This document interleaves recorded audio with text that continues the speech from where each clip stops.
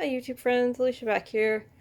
First off, sorry that this video is a bit dark. I needed a way to get rid of the glare, and the only way I could do it was to shut off the kitchen light. So anyways, we'll just get started. I made a comment on my other video about how when you don't have income to purchase new supplies, things that were once junk become craft supplies. And so that's what this video is about. Now, I did this pre not working, and it didn't matter how much I was making. I like doing this. I like recycling to create. I always have, probably always will. But anyway, so what I did here is I'm going to just talk about, I made a masterboard, nothing new. So if I can get into the camera, this is the masterboard I made. But what I do for my masterboard is I use everything that I have in my junk drawer that is not scrapbooking paper. So it's sprayed paper, ink papers, background papers, leftovers, backgrounds that, don't turn out, candy wrappers, whatever I have in there is what goes on these boards. And I like to have a wide variety. So I have photo paper on here, photo paper, dyed tissue paper, music page, washi tape, sprayed papers, stenciled, whatever I can find that I can basically glue down and die cut goes on here. And that's how I make these boards. And then the backing is book pages, and this is just 6 book pages put together. And that is that. So I like the complete abstractness of it. I do stripes and plain backgrounds for surfaces I want to write on. That's not what I want these for. And then once I do that, I basically go ahead and die cut them into all kinds of die cuts. And I was just going to show you how some of these turned out and hopefully give you an idea on what you can do. So I also make a lot of cards. I make more cards than I do junk journals at this point, or at least to the last recent while. Lately I've been making more junk journals.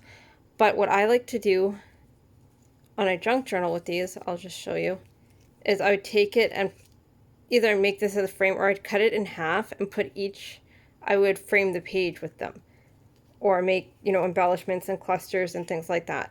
So this is all basically stuff that would have in theory gone into the trash had I not been wanting to make something like this or make clusters. And it's a super fun way to use all those die cuts. I love this one. Just all, like, there's washi tape on it, book page, embossing, photo paper.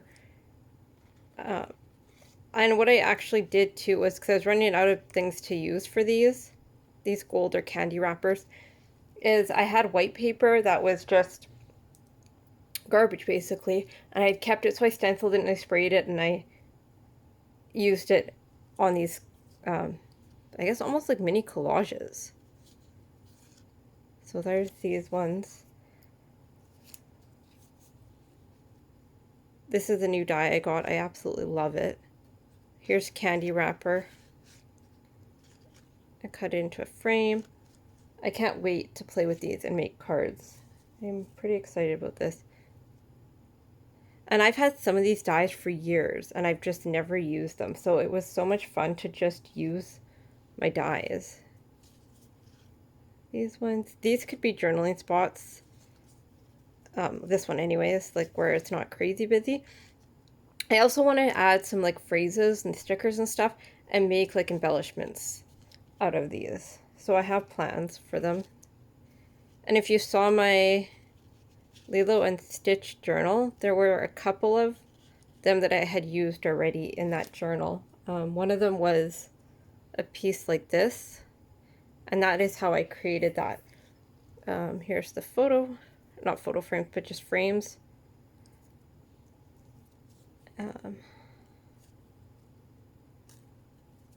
Just all different ones. I really like these balloons too. I think they're so much fun. And I have smaller balloons that I could die cut and make like a balloon bouquet and make a birthday card or do whatever I want.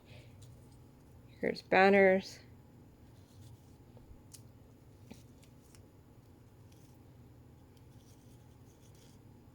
Oops, these ones.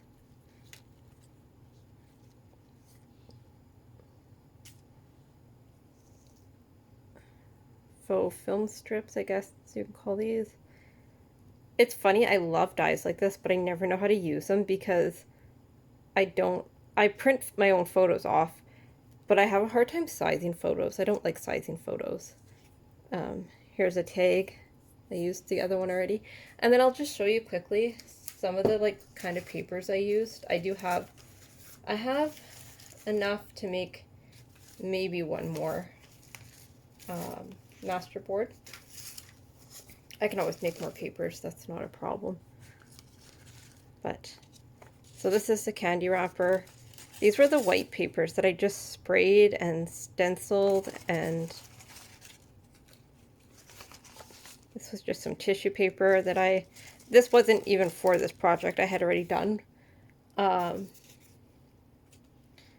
So yeah, anything you have basically can get used for that. And then I have over here a bunch of like neutral scraps. So I might make a neutral background one as well. And the other thing is, if you say make a neutral background one, before you die cut it, you can stencil it and spray it and do whatever you want with that as well. You can do all the mixed media stuff to it after it's made, which would be hard to do in individual pieces, but obviously once it's, you know, a massive sheet of paper, it becomes easier. So I just wanted to give you that idea of how I made all of these die cuts. I hope that you pull out your die cuts. I hope that if you have scraps and backgrounds sitting in a drawer that you don't know how to use, or that you're debating throwing in the garbage, that you'll glue down and die cut, because there's no one that doesn't turn out. I am selective to a certain extent where I cut it because I want certain textures maybe on a piece, but other than like large white spaces, because I did use some paper that was white or like just had lots of nothing on it, I did try and avoid that for, say, like a balloon. I don't want a balloon with a huge white space, but it's totally preference. So yeah, I hope you pull out your scraps. I hope this was inspirational to see. It's super fun, it's super relaxing, and I will come back and show you some of the projects I create with these, and I will talk to you all soon. Thanks for watching.